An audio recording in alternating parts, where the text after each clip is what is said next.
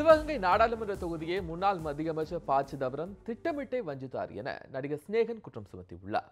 காரைக்குடியில் மக்கள் நீதி மையத்தின் சிவகங்கை நாடாளுமன்ற வேட்பாளர் சினேகன் செய்தியாளர்களை சந்தித்தார். அப்போது பேசிய அவர், சிவகங்கை நாடாளுமன்ற தொகுதியில் இருந்து 7 முறை தேர்ந்தெடுக்கப்பட்ட ப. சிதம்பரம் துரோகத்தை தவிர வேறெதும் செய்யவில்லை என்று விமர்சித்தார்.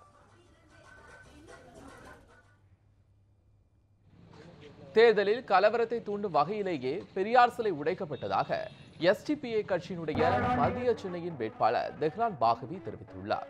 சென்னை சேப்பாக்கத்தில் வாக்கு சேகரிப்பில் ஈடுபட்ட தெஹ்லான் பாகவி பின்னர் செய்தியாளர்களை சந்தித்தார்.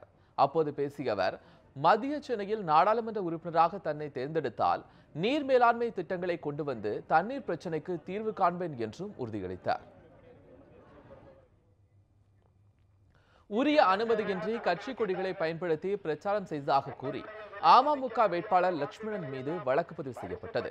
கன்னியாகுமரி நாடாளுமன்ற தொகுதியில் போட்டியிடும் அமமுக வேட்பாளர் லட்சுமணன் தக்கலை அருகே உள்ள பறைக்கோடு பகுதியில் உரிய அனுமதியின்றி திறந்த வாகனத்தில் பிரச்சாரம் மேற்கொண்டதாக கூறப்படுகிறது. தேர்தல் பறக்கும்படை அதிகாரிகள் அளித்த புகாரின் பேரில் லட்சுமணன் மீது வழக்கு பதிவு செய்யப்பட்டுள்ளது.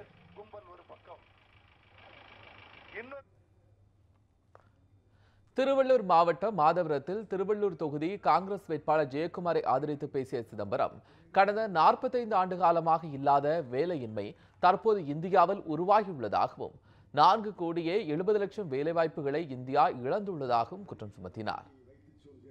தேனி மக்களவை தொகுதி காங்கிரஸ் வேட்பாளராக போட்டியிடும் ஈவிகேஎஸ் இளங்குவன் உசலம்பட்டி மற்றும் சேடப்பட்டி ஒன்றியத்திற்குட்பட்ட பகுதிகளில் பிரச்சாரம் மேற்கொண்டார்.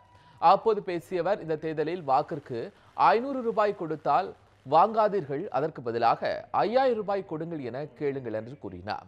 அந்த பணம் மக்களிடமிருந்து கோடி கோடியாக கொள்ளையடித்த பணம்தான் என்று கூறிய ஈவிகேஎஸ் இளங்கோவன், இத்தனை நாள் மக்களை ஏமாற்றியதற்கு பதிலடியாக அவர்கள் ஓட்டிற்கு பணம் வாங்கி அதனை கொடுத்தார்கள் என்றும் வாக்களிக்காமல் ஏமாற்ற வேண்டும் என்றும் தெரிவித்தார்.